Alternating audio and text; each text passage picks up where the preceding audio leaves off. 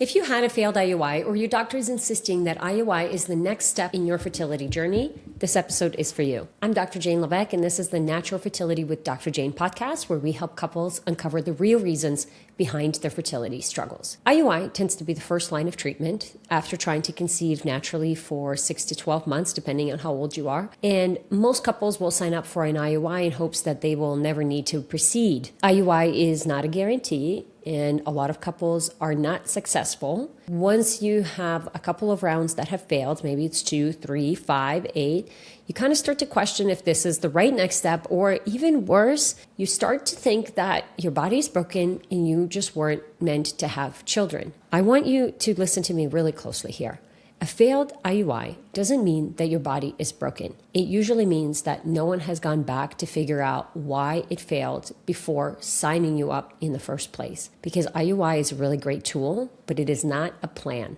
The real question is this actually the next best step? Or are you about to waste a bunch of time, money, and hope on a cycle that was never set up to work? So here's what I want to break down for you today. The problem with a conventional approach, what most people think and why it fails, and then give you some parameters for when IUI is the next right step versus when you need to consider something else entirely. I will use an example from a case study in hopes that it helps you make the right decision in your fertility journey. Let's dive right in. Here's the problem. You've done 1 to 3 IUIs, maybe more, and they've all been negative, or you ended in a very early loss. Maybe you haven't done IUIs yet, but you've been told that's the next step with very little explanation. And then you're just kind of feeling stuck right now. Do I just keep trying naturally?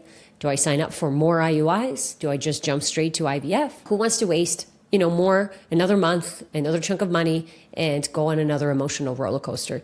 Let's face it, this journey is very draining, physically, mentally, emotionally, financially. So I want to help you make as little mistakes as possible to get to your family goals. And here's what most people think and how, why it fails. We think about IUIs as less intense than IVF, so I'll just keep doing it until it works. And it's true, IUI is less intense, but if it's not the thing that you need, why would you do it at all? It is still draining. Some of you have insurance that needs you to do a certain number of IUIs before you can get an IVF covered. This one drives me really crazy because although I totally respect the fact that this journey is really expensive, I think the fact that insurance companies tell you you need to do 3 IUIs before IVF is covered. If IUI is not going to work, why are you going to put yourself through that roller coaster with a medication, with all the tracking, with all the testing, with all the procedures, knowing that it's not going to work, just so the insurance can have a checkbox? That drives me bananas. And the clinic, usually your fertility clinic will just say everything looks fine and we just need to keep trying. There's really clinics out there that believe the more reps you do, the higher your chances are, and they don't tend to change anything. I also think that is negligence and just poor care. I think you have an idea of why this fails, but I think the biggest concern for me as a naturopathic doctor and a natural fertility expert when you're signing up for an IUI is no one gave you an explanation of why you're not able to get pregnant in the first place. And then no one is pausing between cycles and asking, why didn't this work? And then the basics are usually not optimized or even tested. So your odds are low before you even start, whether that's looking at inflammation or your immune system function, blood sugar, sperm quality, uterine environment, nutrient levels. All of those things need to be optimized in order to optimize the chance of successful pregnancy, whether that's naturally, IUI, IVF, it doesn't matter. I often think that we just focus so hard on getting pregnant, we forget that it's not just about getting pregnant. It's about having a healthy pregnancy and a healthy baby, and you are the place where the baby will grow. So if your nutrients are low, they will continue to stay low through the pregnancy and through postpartum, and your baby will get less nutrients because the baby's going to pull everything out of you. But the depleted mother is not a happy mother. And this is when we see the postpartum depression. This is when we see the postpartum anxiety and a lot of traumatic experience during labor and even pregnancy, that we can address those and we can see those things coming a mile away, and that women are just not properly tested beforehand or through pregnancy. And then there's very little support postpartum as well. So here's my new lens for you. What's a green light versus a yellow light or a red light? when it comes to going forward with an IUI, because the real decision isn't do another IUI or not. Is this actually the next right step in my fertility journey? Or do we as a couple have some things we need to optimize?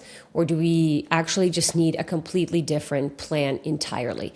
And we can see that through lab testing and a proper assessment. Okay, so just because your insurance covers it, I really encourage you not to just jump into the IUI because you have this expensible income or something that you can write off to the insurance.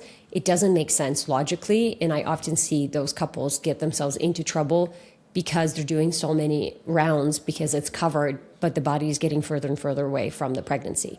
So here's the green light for proceeding with an IUI. Your tubes are open. I know it's going to sound crazy, but there's so many women out there that have blocked tubes and they were never properly assessed, and we just go straight for the IUI. So your pre-workup should look at an HSG where we're essentially looking to see that your tubes are open.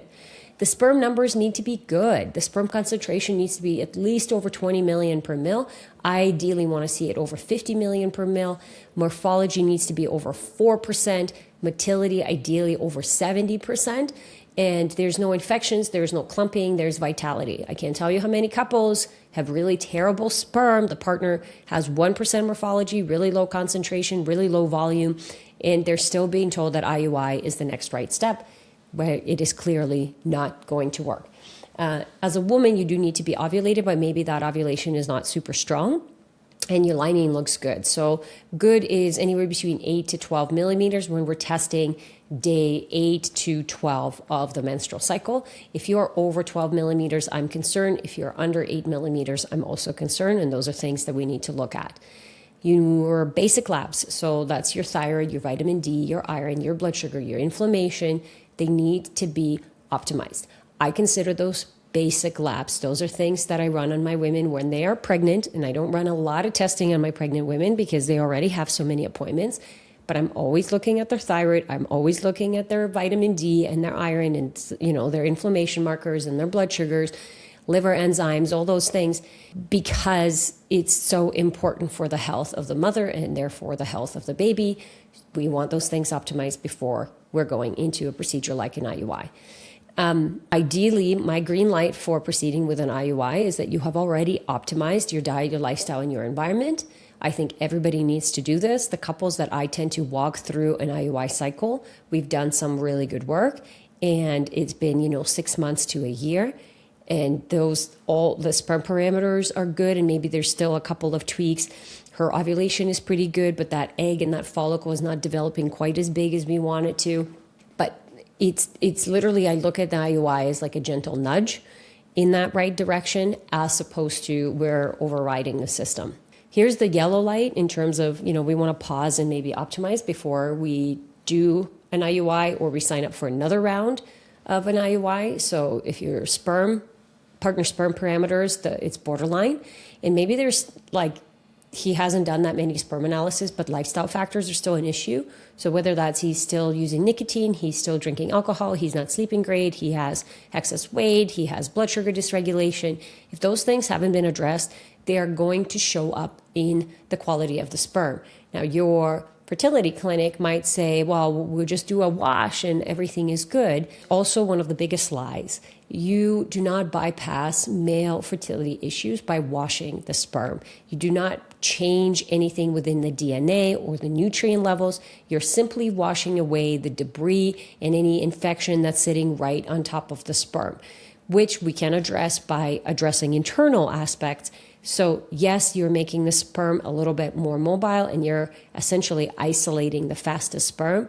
But in reality, that's what nature does anyways when the body is healthy. Nature will want the strongest sperm to get to the egg. And the egg literally sends signals to the sperm to get there. And the sperm has to, obviously respond to those signals. And there's a big microbial component to it. Point being is we do not bypass male fertility factor with just washing the sperm. That's not a thing. If sperm is borderline and those lifestyle factors are there, yellow light for me, and I want to continue to optimize. If you have symptoms that are still very strong, so whether that's the energy is not good, the periods are still heavy, you have gut issues, you're bloated, you're tired, you're acne, all that stuff, I think that tells me that we need to continue to optimize. If you feel emotionally fried and rushed, I think that's really important. A lot of women will numb themselves to go through the experience. And again, it's literally the opposite that I want for a woman, especially once you are pregnant and learning and to listen to that intuition and to bring this baby into this world. We can't be numbing ourselves. We actually have to learn how to listen. And the last IUI cycle, if the last IUI cycle that you did, the response wasn't great, basically you didn't get very many follicles that grew properly, the lining was too thin, the LH peak wasn't there, the estrogen wasn't quite there, maybe we were like, nobody even tracked anything when I did the IUI cycle.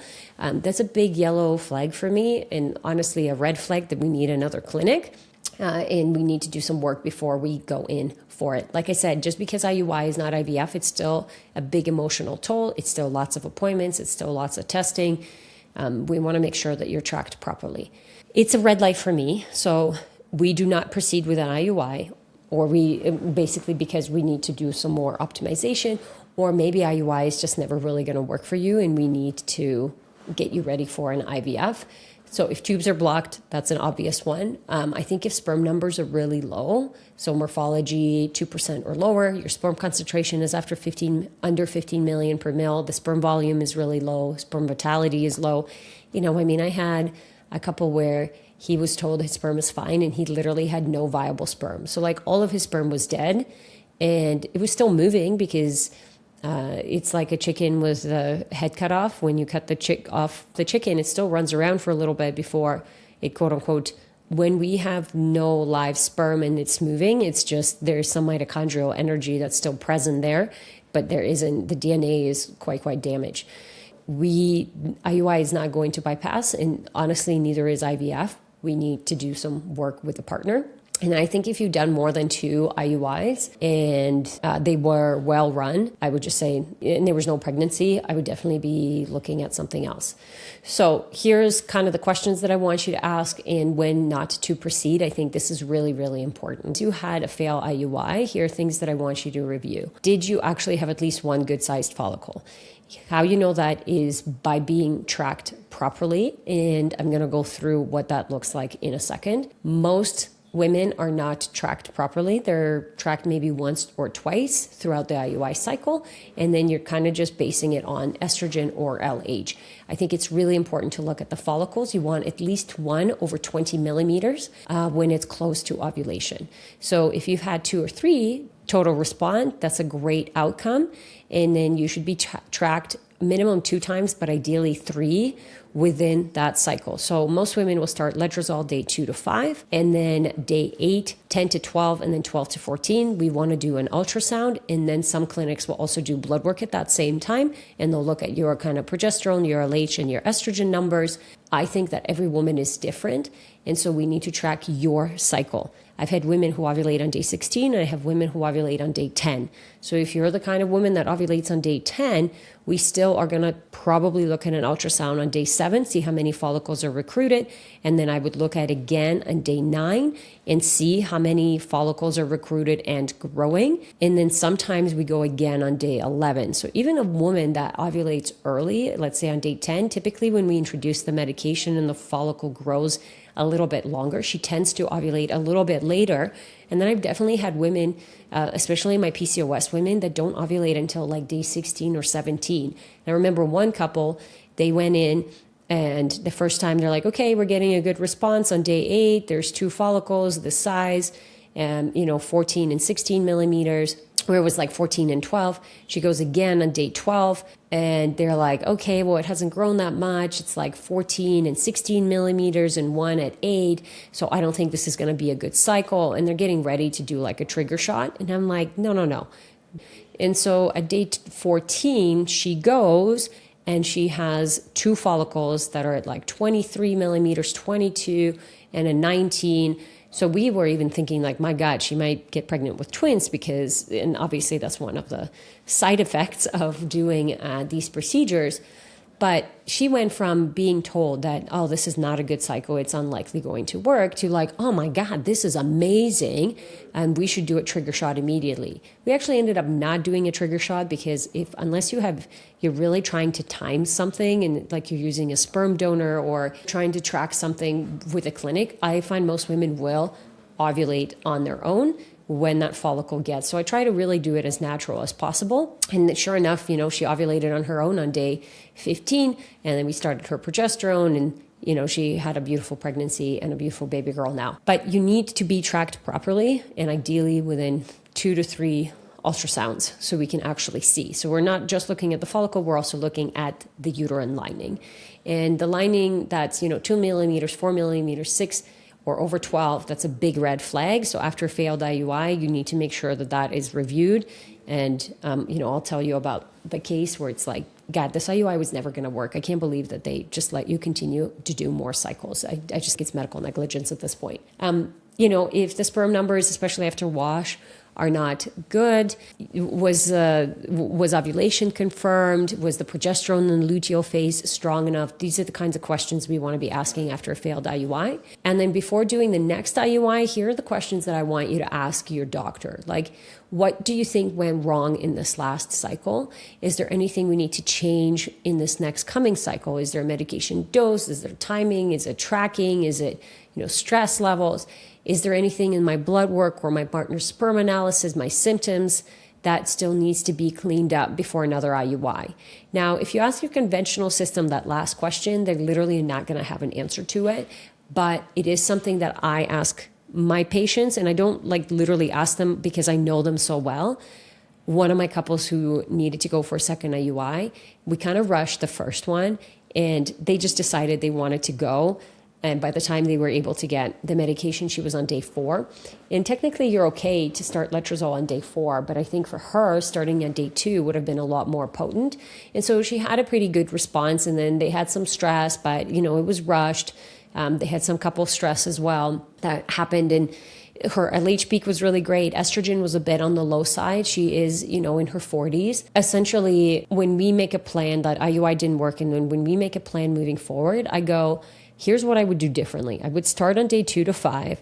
I would make sure the ultrasound's done on this. You need to make sure, we sorted through some of their partner stress that was going on. And it's like, I need you to just make sure you take it easy, and we continue to track the cycle properly so we can see how your system is responding. Here's when not to proceed. I want to make sure you do not proceed with an IUI. Your FSH is over 12. Your AMH is below 0.5. Your baseline progesterone is below 1.5, so on day 2 and 3. Your LH is over 10 on day 10. Your estrogen is over 80, or I would say under 30 on that day 2 to 3 baseline testing. If your TSH is over 2.5, obviously I said when both tubes are blocked on an HSG. If you have a fibroid, a polyp, or something that has been unaddressed, then it's definitely in the way. If you have an active STI or positive leukocyte esterase on your analysis, so if you have a UTI or your partner, you can test those things in the semen as well. And I've had a semen analysis show up with infections, and they're still proceeding. If the ferritin is below 30, vitamin D is below 40, if your liver enzymes are elevated. Above 40, ALT and AST or GGT is considered elevated. I honestly want it in the teens. I think over close to 40 is quite high. So those are all the reasons that you do not want to proceed. So if you're doing a mental checklist right now and you're like, I have 3 of these things on the list, this is why the IUI didn't work. And this is why we just want to do much better workup beforehand. So I'm going to give you a quick example because this couple did 8 IUIs. She actually had premature ovarian insufficiency that wasn't properly diagnosed. Her lining was at 2 to 4 millimeters during the different cycles. Her FSH was over 12 and sometimes over 20. She had very poor follicle response to the medication, and then her estrogen was low, progesterone was low. So this is a very typical premature ovarian insufficiency case. I think she was scared to get that diagnosis, and so she didn't really, they kind of suggested it, but she didn't want to investigate it further because, who wants to get that diagnosis? I think it's really important that the woman feels safe enough that we can actually address all of the issues that are going on and help her reverse it, because there are women who are getting pregnant with premature ovarian insufficiency naturally or through IVF or through IUI. You just need to address her individually. He had 1% morphologies. So that cycle was never going to work. And when we met, she did 8 cycles. of IUIs. Like they literally were just like, yep, you can just keep going. And she kind of numbed herself and was like, okay, let's just keep going. When we met, now we had to help her process all of those 8 cycles. We had to detox from all of those drugs and then process the emotional toll of those cycles. Because like I said, many women just numb themselves going through the experience. They're putting their trust into the doctor and the doctor spends like 10 minutes with them and then they just follow a procedure. So if you feel like you're just a number, it's because you are. And I think it's brutal. And that's what I want to change in the fertility space and in healthcare in general. We have been working with this couple for a year. We have improved a lot in terms of her lining and her cycle, her energy, her mood, his sperm parameters. And we're kind of finishing up a little bit of a protocol before we retest. And I typically like to retest everything. So we'll do the baseline again from day 2 and 3 and then day 19. Look at her antral follicle count, look at her uterine cavity, look at the day 2, 3 hormones, look at the day 19 to 23 hormones, and then see what the next best step is. And this is a couple that might need IVF. Like I said, we're just kind of letting the body do its thing and supporting the methylation, the mitochondria, et cetera, et cetera. And we test and we see what the next right step is. But I think the big lesson here is just, it wasn't about doing more IUIs. It was just actually understanding why she wasn't getting pregnant in the first place, and that she had undiagnosed premature ovarian insufficiency, which for many women, it's a scary diagnosis, like I said, but typically IUI is not going to be the next right step for this woman because her FSH is high, her LH is high, uterine lining is in there, so we need to recruit a couple of different things before we're convinced that it's going to work. Here's what I want you to walk away with, is that IUI is not a magic step. It is definitely a tool that can work, but the basics have to be in place. And someone actually has to be properly following you through the cycle and then reviewing your data in between cycles. We do not just want to go on feels, like, oh, I feel ready. I feel like this is going to, whether that's you or your doctor, the data is what needs to drive our decision, because our mind plays a lot of tricks on us. So we'll say, I feel ready. This is the best I have ever felt. Does the data actually show that and back that up? After failed IUI, you want to make sure you review what didn't work, not just the outcome of obviously, oh my God, there's no pregnancy. I feel broken and it sucks. Let me try again. We want to understand why your body didn't respond and where along the chain it didn't respond. Sometimes the next step is to just pause and optimize versus getting into a rushed cycle. And then sometimes IUI is, not the right tool at all, and moving on sooner protects your time, money, and of course your heart. If you had a fail IUI and you're not sure whether to try again, pause, or move on, you don't have to guess. This is exactly what my team does in the Maximize Fertility program. So if you want us to look at your history, your IUI, IVF cycles, your labs, and give you an honest opinion on whether an IUI is really your best next step, go ahead and fill out an application down below, and then my team will review it. If we can help, we'll show you what that next step is. Otherwise, I hope you found this episode helpful. Thank you so much for tuning in, and I'll see you next week.